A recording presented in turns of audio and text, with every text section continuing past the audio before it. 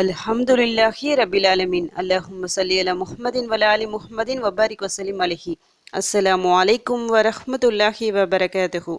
Welcome to voice of ஈமான். எல்லாரும் எப்படி இருக்கீங்க? நல்லா இருக்கீங்களா? அல்ஹம்துலில்லாஹ். அல்லாஹ் சுப்ஹானஹு வ தஆலா உங்களுக்கு நீண்ட ஆயுளையும் ஆரோக்கியத்தையும் வழங்க வேண்டும் என்று துவா செஞ்சு ஆரம்பிக்கிறேன்.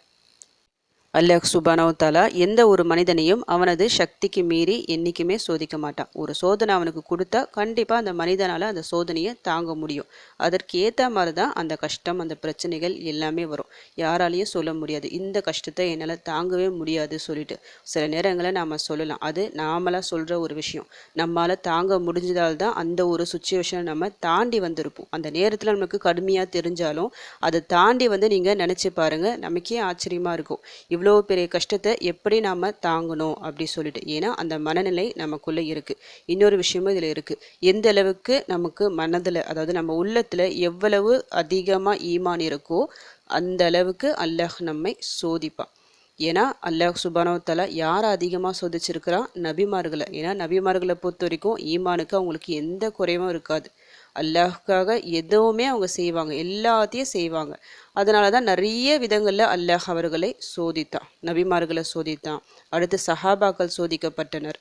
அதுக்கப்புறம் நல்லடியார்கள் சோதிக்கப்பட்டனர். இவங்களுக்கு எல்லாம் என்ன காரணம் சோதிப்பதற்கு? அவங்க மனதில் அந்த அளவுக்கு ஈமான் இருக்குது.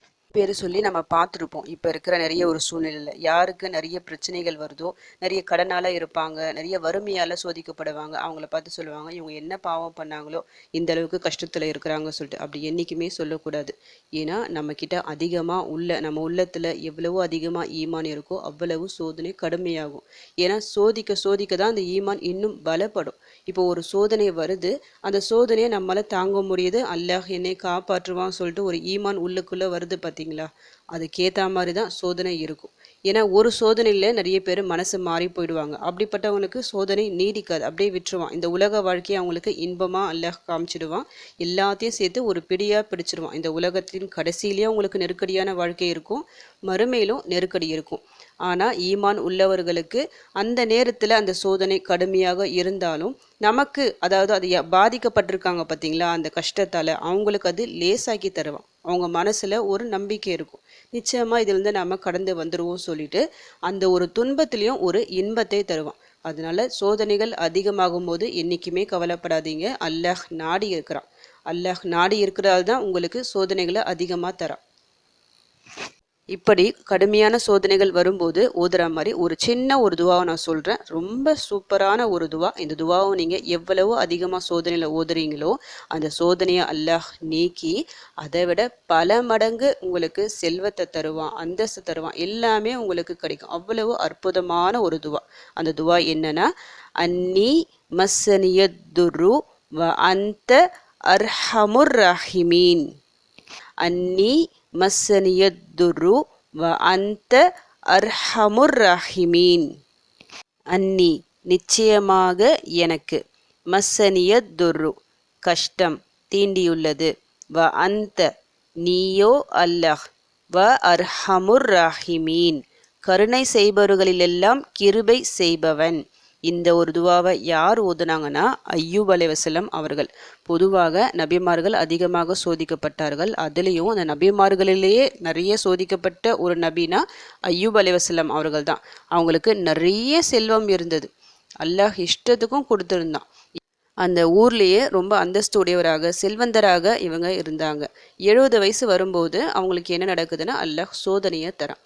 ஃபஸ்ட்டு எப்படி சோதனையை தரான்? அவங்க செல்வம் கொஞ்சம் கொஞ்சமாக அவரை விட்டு போகுது, சந்தோஷம் போகுது, பிள்ளைகள் போகிறாங்க, எல்லாம் போகுது அவரை விட்டு. கடைசியாக ஒரு உடல் இருக்குது, அந்த உடல்லையும் பயங்கரமான ஒரு நோயை கொடுத்துருக்கான். அந்த நோயினா எப்படிப்பட்ட நோய்? 7 வருஷம் தொடர்ந்து ஒரு நோய் இருக்குது. உடம்பு முழுக்க புழுக்கள் அப்படியே நெளிஞ்சு போகிற அளவுக்கு ஒரு நோய். அதன் காரணமாக அந்த ஊரை விட்டு அந்த மக்கள் ஒதுக்கி வச்சிடறாங்க. ஊருக்கு ஒதுக்குப்புறமா இவங்க மட்டும் இருக்கிறாங்க. இவங்க கூட வேறு யாருமே இல்லை, அவர்களது மனைவியை தவிர. அவங்க மனைவி அந்த ஒரு சூழ்நிலையிலும் இவங்களுக்கு பணிவிட செஞ்சுக்கிட்டே இருக்கிறாங்க. நோய் தொடர்ந்து நீடிக்குது, 7 வருஷமா நீடிக்குது. ஆனால் அவங்க அல்லாஹ்விடம் கையேந்தி துவா கேட்கல. எதற்காக? என்னை விட்டு இந்த நோயை நீக்கு, என்னை விட்டு இந்த கஷ்டத்தை நீக்கு சொல்லிட்டு துவா செய்யவே இல்லை. அவங்க துவா செஞ்சு அல்லாஹ் உடனே நீக்குவான். ஆனால் அவங்க செய்யலை. அவங்க மனைவி கேட்குறாங்க, நீங்கள் இவ்வளோ கஷ்டப்படுறீங்களே, இவங்க ரொம்ப கஷ்டப்படுறதை பார்த்துட்டு அவங்க சொல்கிறாங்க, அல்லாஹ்விடம் நீங்கள் துவா செய்யலாமே அப்படின்ட்டு. அப்போது ஐயூப் அலைஹிஸ்ஸலாம் அவங்க சொல்கிறாங்க, நான் 70 வருஷம் இருந்தேன், 70 வருஷம் எப்படி செல்வாக்கூட நான் இருந்தேன், அல்லாஹ் என்ன நல்லா தானே வச்சுருந்தான், இந்த ஒரு 7 வருஷம் தானே நான் கஷ்டப்படுறேன், இதற்காக அல்லாஹ்விடம் நான் கேட்கணுமா, துவா கேட்கணுமா சொல்லிட்டு அவங்க கேட்காம விட்டுடுறாங்க. இப்படியே தொடர்ந்து போகுது. ஐயூப் அலைஹிஸ்ஸலாம் அவர்களின் மனைவி அவங்களுக்கு வருமானம் எதுவுமே இல்லைல்ல, அவங்க வீட்டு வேலையெல்லாம் செஞ்சு அந்த சாப்பாடெல்லாம் எடுத்துகிட்டு வராங்க. ஒரு நாள் என்ன நடக்குதுன்னா, வீட்டு வேலை அவங்களால கிடைக்கல, வீட்டு வேலை கிடைக்காததால் சாப்பாடுக்கு என்ன பண்ணுவாங்க, அவங்க முடி கொஞ்சம் பெருசாக இருந்தது, அந்த முடியிலேருந்து ஒரு பாதி முடியை வெட்டி ஜவுரி முடியாக ஆக்கி விற்றுட்டு அந்த காசில் ஐயூப் அலைஹிஸ்ஸலாம் அவர்களுக்கு சாப்பாடு வாங்கிட்டு வராங்க. ஐயூப் அலைஹிஸ்ஸலாம் அவங்க கேட்குறாங்க, இந்த சாப்பாடு உனக்கு எப்படி கிடச்சிதுன்னா, நான் வீட்டு வேலை செஞ்சு வாங்கிட்டு வந்தேன். அவங்க தலையை மறைச்சிருக்கிறாங்க துணியை போட்டு, அதனால் ஐயூப் நபியால் அவங்க முடியை பார்க்க முடியல. அப்போவுமே அவங்களுக்கு ஒரு டவுட்டு வருது.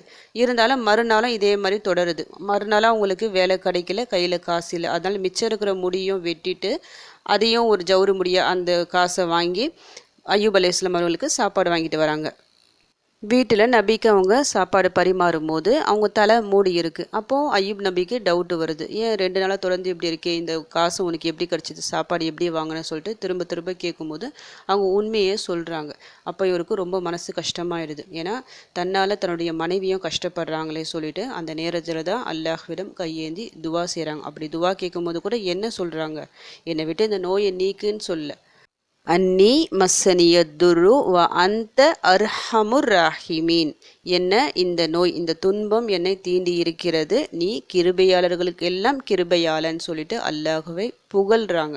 அந்த துவாவை கேட்ட அதே நொடியில் என்ன நடக்குதுன்னா, அல்லாஹ் சுப்ஹானஹு வ தஆலா உடனடியாக நிவாரணத்தை தரான். ஐயூப் அலைஹிஸ்ஸலாம் அவர்கள் எப்போ இந்த துவாவை கேட்பாரு சொல்லிட்டு அல்லாஹ் காத்திருந்ததை போல உடனடியாக அவரோட கோரிக்கையை ஏற்றுவிட்டான். இந்த ஒரு துவா கேட்பதுக்கு இன்னும் ஒரு 2 காரணங்கள் இருப்பதாக வரலாற்று குறிப்புகள் இருக்குது. அதில் ஒரு காரணம் என்னென்னா, நிறைய மக்கள் இருக்காங்கல்ல, இவருக்கு தொடர்ந்து இந்த மாதிரி நோய் இருக்குது அப்படி பார்த்துட்டு அவங்க சொல்கிறாங்க, இவர் ஏதோ பாவம் பண்ணிட்டாரு பொழுது, அந்த பாவத்தால் தான் இவ்வளோ கஷ்டப்படுறாங்க சொல்லிட்டு அது ஐயூப் நபிக்கு ரொம்ப மனசு கஷ்டத்தை கொடுத்ததாக சொல்லப்படுகிறது. அதனால் கூட இந்த துவாவை கேட்டதாக அப்படின்னு குறிப்புகள் இருக்குது. இன்னொரு குறிப்பு என்னென்னா, உடல் முழுக்க அவருக்கு புழுக்கள் இருந்த போதும் அவங்க தஸ்பீக் செஞ்சுக்கிட்டே இருக்கிறாங்க அல்லாஹ்விற்காக. கடைசியாக என்ன நடக்குதுன்னா, அவங்க தஸ்பீக் செய்கிற அந்த வாயிலையும் அந்த புழுக்கள் வர ஆரம்பித்த உடனே தஸ்பீக் செய்ய முடியாமல் போகுது அப்படின்னு உணர்ந்துட்டு உடனே அல்லாஹ்விடம் இந்த துவாவை கேட்டதாகவும் சொல்லப்படுகிறது. இந்த துவாவில் நமக்கு ஒரு படிப்பினையும் இருக்குது. என்னென்னா, இந்த துவா ஓதிட்ட பிறகு அல்லாஹ் அவங்களுக்கு எல்லாத்தையும் கொடுத்துட்டான். அதாவது அவர் உடல்நிலை சரியாகுது. பிறகு ஒரு வெட்டுக்கிளி, பெரிய வெட்டுக்கிளி, அப்போ வெட்டுக்கிளினா எப்படின்னா, இப்போ பச்சை கிளியாக இருக்குது பார்த்தீங்களா, எவ்வளோ பெருசாக இருக்கும், அந்த மாதிரி தங்கத்தால் வெட்டுக்கிளி அப்படியே அவங்க மடியில் அப்படியே மழை போல் பொழிதான். அதன் மூலமாக அவருக்கு நிறைய செல்வமும் கிடச்சிது. அப்போது அல்லாஹ் என்ன சொல்கிறான்னா, வஹி மூலமாக இந்த மாதிரி உங்கள் சொந்தக்காரங்க இவங்க நோயில் இருக்கிறாங்களா, அந்த சொந்தக்காரங்களாம் இவங்கள கொஞ்சம் கஷ்டப்படுத்திருக்காங்க, அலட்சியப்படுத்திருக்காங்க, அவங்க எல்லாம் இப்படி இருக்கிறாங்க, நிறைய பாவம் பண்ணிட்டாங்க, அவங்களுக்காக நீ துவா செய் அப்படின்னு அல்லாஹ் கட்டளையிடுகின்றான். இப்போ நமக்கு சொந்தக்காரங்க இருக்கிறாங்க, நிறைய பிரச்சனைகள் வருது, ஒதுக்கி வைன்னு சொல்லிட்டு அல்லாஹ் சொல்லலை, அவங்கள அணைச்சி பிடி தான் சொல்லியிருக்காங்க. அதாவது உறவினர்களை எப்போதுமே துண்டிக்கக்கூடாதுன்னு சொல்லிட்டு நம்மளோட மார்க்கம் சொல்லுது. ஐயூப் அலைஹிஸ்ஸலாம் அவர்களின் வரலாறு அதை உறுதிப்படுத்துகிறது. இதுலேருந்து நமக்கு இந்த ஒரு படிப்பினை இருக்குது.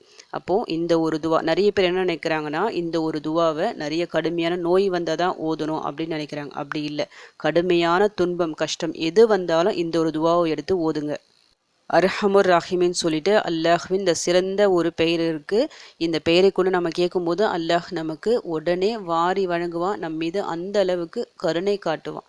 சிறந்த ஒரு இஸ்மோ அது. இந்த துவாவை நீங்கள் எந்த ஒரு சூழ்நிலை எந்த கஷ்டத்திலும் நீங்கள் தாங்க முடியாத பிரச்சனைகள் எதுவாக இருந்தாலும் சரி நியத்தை வச்சுக்கிட்டு ஒரு 100 முறை ஓதிக்கிங்க. 100 முறை ஓது அல்லாஹ்விடம் கையேந்து துவா செய்து சஜிதா செய்யுங்க. இன்ஷால்லா அந்த கஷ்டத்தை அல்லாஹ் நீக்குவான். இன்றைக்கி என்ன கிழமை? வியாழக்கிழமை. பொதுவாக நம்ம சேனலில் வியாழன் வெளியில் சிறந்த துவாக்களை பார்த்துட்டு வரோம். இன்றைக்கி மஹ்ரிப் தொழுதுட்டு ஒரே இருப்பில் இந்த ஒரு துவாவை 100 முறை ஓதி அல்லாஹ்விடம் சஜிதா செய்யுங்க, துவா செய்யுங்க. உங்களுடைய கஷ்டங்கள் என்னவாக இருந்தாலும் சரி அது எல்லாத்தையும் அல்லாஹ் நீக்குவான். கடன் இருக்கா, அந்த கடனை நீக்கி நல்ல ஒரு வளமான ஒரு சூழ்நிலை ஏற்படுத்துவான். ஏதாவது ஒரு பிரச்சனைகள் நீங்கள் மாட்டி இருக்கிறீங்களா, அந்த பிரச்சனைகள் உங்களை விட்டு நீங்கும், கண்டிப்பாக நீங்கும். ஏன்னா சிறந்த ஒரு துவா ஐயூப் அலைஹிஸ்ஸலாம் அவர்கள் ஓதிய துவா இது. நாம் இந்த துவா ஓதி கேட்கும்போது நிச்சயமாக அல்லாஹ் நம்முடைய கஷ்டத்தை, அந்த கஷ்டம் எக்ஸ்ட்ரீம் லெவலில் இருந்தாலும் சரி, எவ்வளவோ பிரச்சனையாக இருந்தாலும் சரி அதை அல்லாஹ் நீக்குவான். நம்பிக்கையுடன் ஓதுங்க. இன்ஷா அல்லாஹ் உங்கள் கஷ்டங்கள் பிரச்சனைகள் எல்லாம் இந்த துவாவின் மூலமாக சரியாகும். அப்படி சரியாகணும்னு சொல்லிட்டு உங்களுக்காக நானும் துவா செஞ்சுக்கிறேன். எனக்காகவும் என் குடும்பத்திற்காகவும் நீங்களும் துவா செஞ்சுக்கிங்க. அல்ஹம்துலில்லாஹ். இந்த வீடியோ உங்கள் எல்லாருக்கும் யூஸ்ஃபுல்லாக இருந்திருக்கும்னு நினைக்கிறேன். நீங்கள் தெரிஞ்ச இந்த விஷயத்தை மற்றவங்களுக்கும் எத்தி வைங்க. இதன் மூலம் அவர்களும் பலனடையலாம். இன்ஷா அல்லாஹ் அடுத்த பதிவில் சந்திக்கலாம். ஜஸக்கல்லாஹு கைரன் கசீரா. அஸ்ஸலாமு அலைக்கும் வரஹ்மத்துல்லாஹி வபரகாத்துஹு.